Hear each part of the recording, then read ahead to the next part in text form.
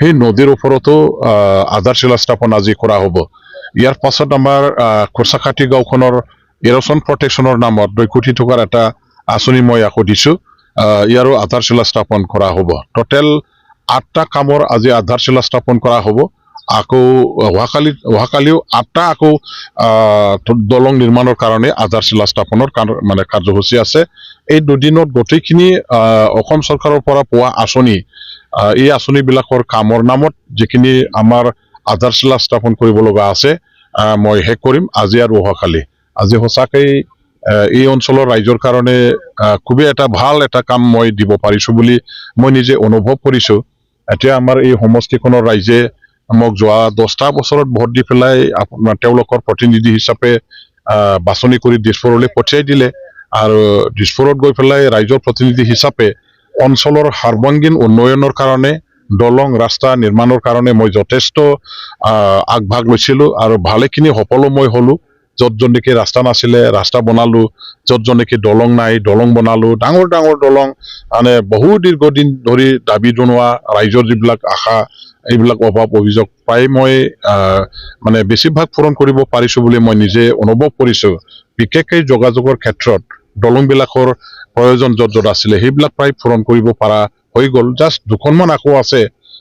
যদিও মই অহাবাৰ ইয়াৰ পৰা MLA হোৱা নোহোৱা পিছৰ কথা, কিন্তু পুৰণা মোৰ সমষ্টি হিচাপে MLA ইলেকশ্যনৰ পাছতো মোৰ যিটো কৰণীয় দায়িত্ব কৰ্তব্য আছে মোৰ নজৰৰ পৰা অলৰেডি মুখ্যমন্ত্ৰী মহোদয়ৰ পৰা মই লিখাই লৈছোঁ।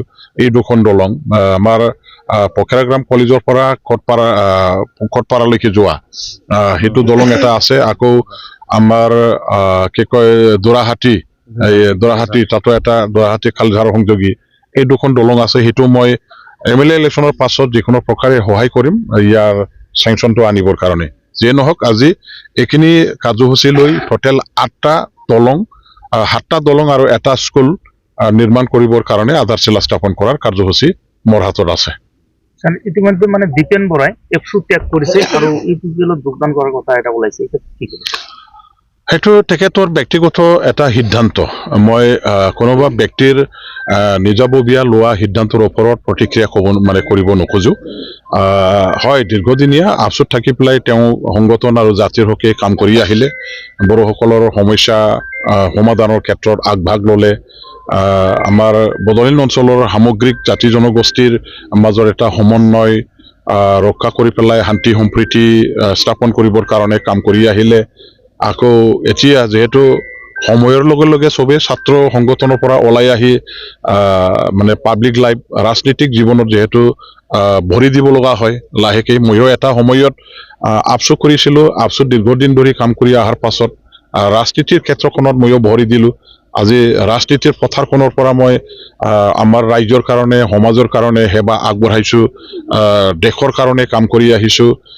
গতিকে তেখেতেও ভাবিছে হয়তো উপযুক্ত এটা সময় তেখেতৰ ৰাজনীতিত ভৰি দিয়াৰ কাৰণে, ৰাজনীতিত যোগদান দি মানে ছিষ্টেমত থাকি পেলাই কাম কৰিবৰ কাৰণে যিহেতু তেখেতৰ এটা ইচ্ছা আছে, এই হিচাপে তেওঁ সোমাইছে। সফল হোৱা বিফল হোৱা ৰাইজৰ হাতত, লিডাৰ ছাত্ৰ সংগঠনৰ লিডাৰ হোৱা আৰু মানে ৰাজনীতিক জীৱনত এজন কৰ্মী হৈ কাম কৰাটো বেলেগ এটা মানে এক্সপিৰিয়েঞ্চ হয়।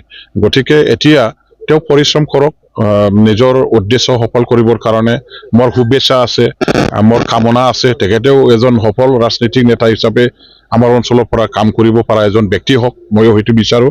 মোৰ ফালৰ পৰা ব্যক্তিগতভাৱে তেখেতৰ সফল উজ্জ্বল ৰাজনীতিৰ ভৱিষ্যতৰ কাৰণে মানে এটা হেৰি আছে, আশীৰ্বাদ আছে, শুভেচ্ছা আছে, এইখিনি আৰু।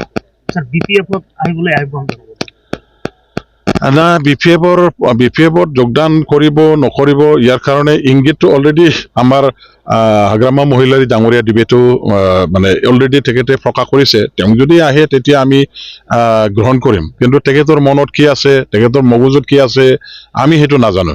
এতিয়া তেওঁ যদি ভাল পায় BPF-ত আহি পেলাই কাম কৰিবৰ কাৰণে বহল এটা সুবিধা আছে বুলি, তেতিয়া BPF-ৰ মঞ্চটো ব্যৱহাৰ কৰিব পাৰিলে বেয়া নহয়। মই যেনেকৈ এতিয়া BPF-ৰ মঞ্চত থাকি পেলাই BTC-বাসী ৰাইজৰ হৈ, জাতি জনগোষ্ঠীৰ হৈ কাম কৰি আছোঁ, আমাৰ অঞ্চলৰ সামগ্ৰিক উন্নয়নৰ কাৰণে পদক্ষেপবিলাক লৈ আছোঁ, ৰাইজৰ বিপুল আদৰণি সহায় সহযোগিতা আশীৰ্বাদ পাইছোঁ এই আশীৰ্বাদটো BPF-ত মানে বহুত আছে আৰু BPF-ৰ নিচিনা শক্তিশালী ভাল এটা মঞ্চ আছে বুলি মই ৰাজনীতিকভাৱে আজিৰ দিনত মই কোনো বেলেগ মঞ্চটো মই সেইটো নাভাবোঁ গতিকে তেনেকুৱা ধৰণৰ মঞ্চত আহি পেলাই তেওঁ কাম কৰিব পাৰিলে নিশ্চয় তেখেতৰ কাৰণে আৰু বেছি সুৰক্ষিত হ'লহেঁতেন বেছি ভালকৈ আকৌ উজ্জ্বল হ'লহেঁতেন সফল হ'বৰ কাৰণে তেখেতৰ এটা সুবিধাটো থাকিলহেঁতেন গতিকে তেখেতে আহিলেতো ভাল পাম এতিয়া তেখেতৰ ব্যক্তিগত সিদ্ধান্ত তেওঁ বা কি কৰে